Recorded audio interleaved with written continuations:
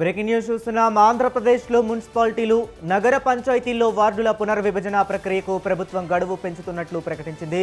సిబ్బంది కొరతతో తేదీలు మార్పు చేసింది. ఫీల్డ్ స్టాఫ్, టౌన్ ప్లానింగ్ సిబ్బంది 2027 జనగణన పనుల్లో నిమగ్నం కావడంతో డీలిమిటేషన్ పనులు ఆలస్యం కానున్నాయి. రెవెన్యూ సిబ్బంది కూడా జనగణన కార్యకలాపాల్లో ఉండడంతో ప్రస్తుతం షెడ్యూల్ అమలు కష్టంగా మారినట్లు అధికారులు చెబుతున్నారు.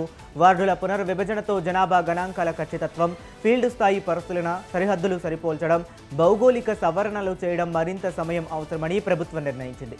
రాష్ట్ర వ్యాప్తంగా అన్ని మున్సిపాలిటీలు, నగర పంచాయతీలకు వర్తించేలా ఉత్తర్వులు జారీ చేసింది. దీంతో మున్సిపల్ ఎన్నికల షెడ్యూల్ కూడా ఆలస్యమయ్యే ఛాన్స్ కనిపిస్తుంది.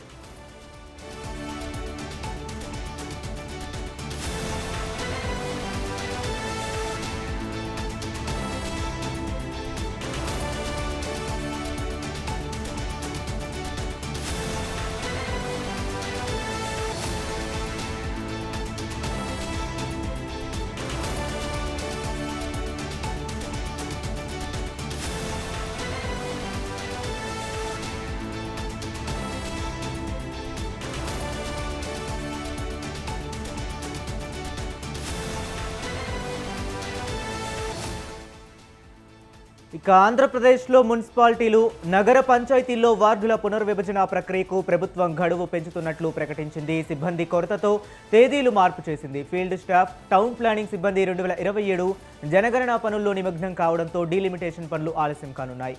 ఇక ఇదే అంశం గురించి మరింత సమాచారాన్ని మా కరెస్పాండెంట్ సూర్యప్రకాష్ ఫోన్ లైన్లో అందిస్తారు. సూర్యప్రకాష్, చెప్పండి.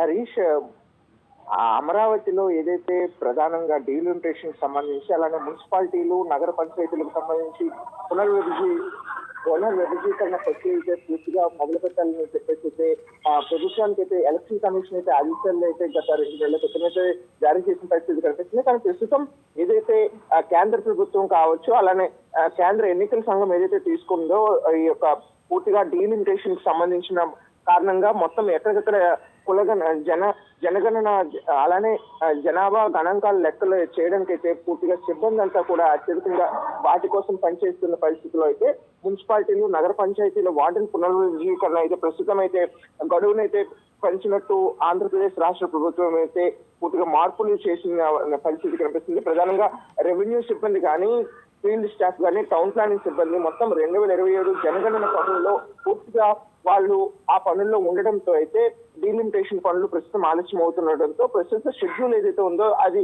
అమలు చేయడం కష్టమవుతుందని చెప్పేసి ఇప్పటికి ఏదైతే ఇవ్వాల్సిన షెడ్యూల్ దాదాపు ఏప్రిల్ ఎండింగ్ సమయానికైతే ఇది పూర్తి చేయాల్సిన అవసరం అయితే ఉంటుంది.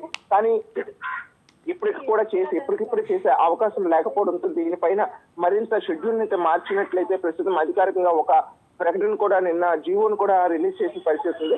వార్డుల పునర్విభజీకరణ, జనాభా గణాంకాలు ఖచ్చితంగా ఫీల్డ్ స్థాయి పరిశీలన కీలకంగా స్పష్టంగా ఉంటుంది కనుక కీలకంగా వాళ్ళు ఎవరైతే ఉంటారో వాళ్ళు పనిచేయాల్సిన అవసరం ఎంతైనా ఉంది కనుక దీనికి సంబంధించి పూర్తిగా డీలిమిటేషన్ అవుతున్న కారణంగా పూర్తిగా ఎక్కడికక్కడ ఈ రెవెన్యూ సిబ్బంది కొరత అత్యధికంగా ఉండడంతో ఆంధ్రప్రదేశ్ రాష్ట్ర ప్రభుత్వం అయితే దీనిపైన పునరాలోచన చేసుకొని దీన్ని కొద్ది రోజులు అయితే గడువును అయితే పొడిగించారంటే ఇది దాదాపు మే ఎండింగ్ వరకు కూడా దీన్ని పొడిగించే నిన్న నోటిఫికేషన్ కూడా విడుదల చేసిన పరిస్థితి కనిపిస్తుంది.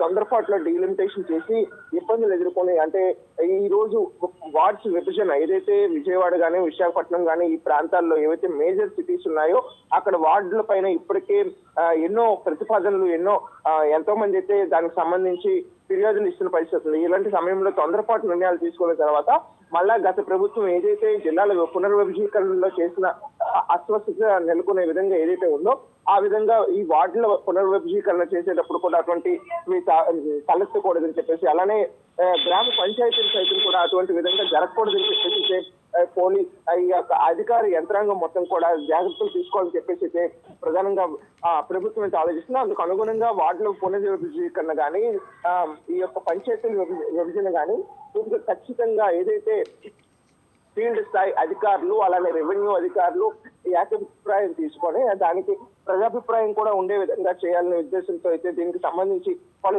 ఏర్పాట్లు అన్నింటినీ కూడా చేస్తున్నామని చెప్పేసి, దీనికి సంబంధించి మరొక నెల 15 రోజుల వరకు కూడా దీని యొక్క గడువును పొడిగిస్తున్నామని చెప్పేసి తెలియజేసింది ఇప్పుడు ప్రధానంగా అయితే తెలియజేస్తున్నారు.